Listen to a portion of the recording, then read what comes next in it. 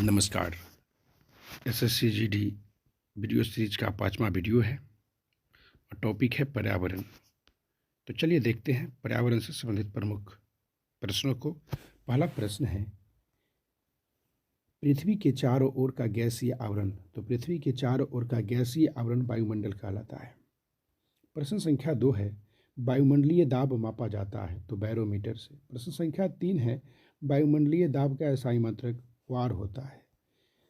अगला प्रश्न संख्या 4, वायु है। तो वायु जो है वह गैसों का मिश्रण है। किसका मिश्रण है? गैसों का मिश्रण है, जिसमें नाइट्रोजन 78%, ऑक्सीजन 21%, कार्बन 0.03%। प्रश्न संख्या 5 है, वायुमंडल में विद्यमान अक्रिय गैस। तो वायुमंडल में विद्यमान है अक्रिय गैस आर्गन। प्रश्न संख्या 6 है, भारत की जलवायु। तो भारत का जलवायु उष्णकटिबंधीय मानसूनी है। प्रश्न संख्या 7 है, वातावरण तथा जीव मंडल के बीच का संबंध कहलाता है। तो वातावरण तथा जीव मंडल के बीच का संबंध पारिस्थितिकी कहलाता है। प्रश्न संख्या 8 है, वायुमंडल की सबसे निचली परत। तो वायुमंडल का सबसे निचली परत क्षोभमंडल कहलाता है। प्रश्न संख्या 9, वायुमंडल की सबसे ऊपरी परत बरहीमंडल कहलाता है। प्रश्न संख्या 10 है, क्षोभमंडल की मोटाई में वृद्धि। क्षोभमंडल में क्षोभमंडल की मोटाई में वृद्धि ग्रीष्म ऋतु में होता है।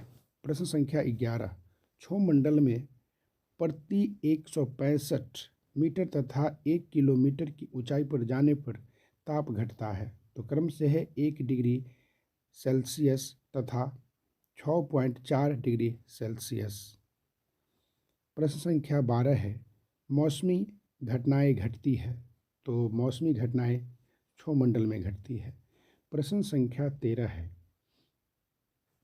उल्का से संबंधित घटनाएं। तो उल्का से संबंधित घटनाएं हैं मध्यमंडल की।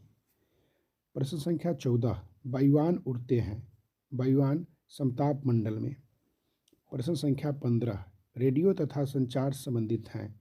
रेडियो तथा संचार संबंधित हैं आयन मंडल से। प्रश्न संख्या 16 है, ग्रीन हाउस गैस। तो ग्रीन हाउस गैस याद रखना है CO2, CFC, CH4 और NO2। प्रश्न संख्या 17 है, वायु में जल की उपस्थिति कहलाती है। तो वायु में जल की उपस्थिति आर्द्रता कहलाता है।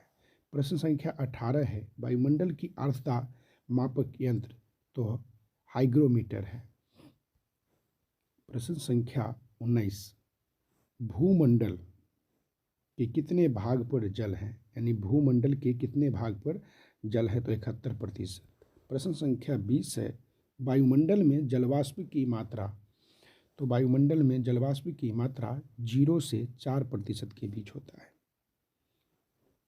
प्रश्न संख्या 21 है, जीव मंडल पर ऊर्जा का मूल स्रोत। तो जीव मंडल पर ऊर्जा का मूल स्रोत है सूर्य।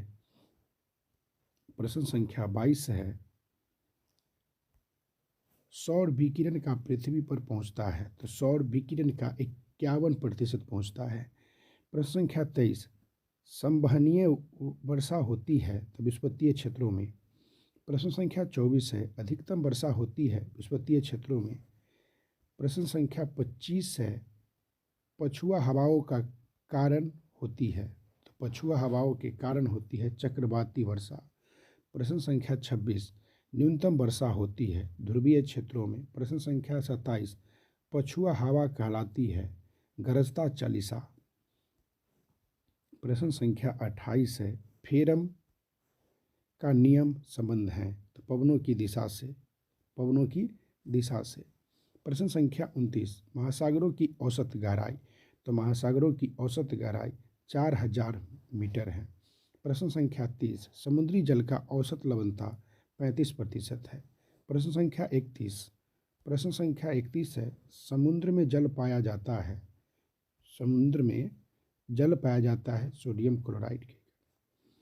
प्रश्न संख्या 32 है, सर्वाधिक लवणता वान झील यानी तुर्की में पड़ता है।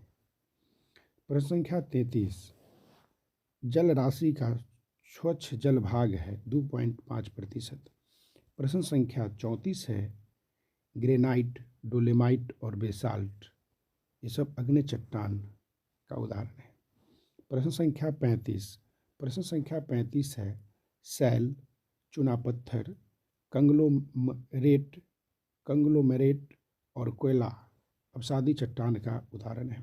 प्रश्न संख्या 36, नाइस, स्लेट और संगमरमर तो रूपांतरित या क्यांतरित चट्टानों का उदाहरण है। प्रश्न संख्या 37, पृथ्वी के ताप को बनाए रखने के लिए उत्तरदायी हैं तो CO2 एवं जलवाष्प। प्रश्न संख्या 38, सूर्य से आने वाले पराबैंगनी किरणों को अवशोषित करता है तो ओजोन परत। प्रश्न संख्या 39 है, ओजोन परत मापने की इकाई है डॉप्सन। प्रश्न संख्या 40 है, ओजोन परत को नष्ट करने वाली गैस CFC, क्लोरोफ्लोरोकार्बन। CFC का फुल फॉर्म होता है क्लोरोफ्लोरोकार्बन। प्रश्न संख्या 41, भारत में सर्वाधिक वर्षा होती है तो दक्षिणी पश्चिमी मानसून से। प्रश्न संख्या 42, मानसून सबसे पहले आता है तो भारतवर्ष में सबसे पहले मानसून केरल राज्य में जून के प्रथम सप्ताह 1 से 5 जून में।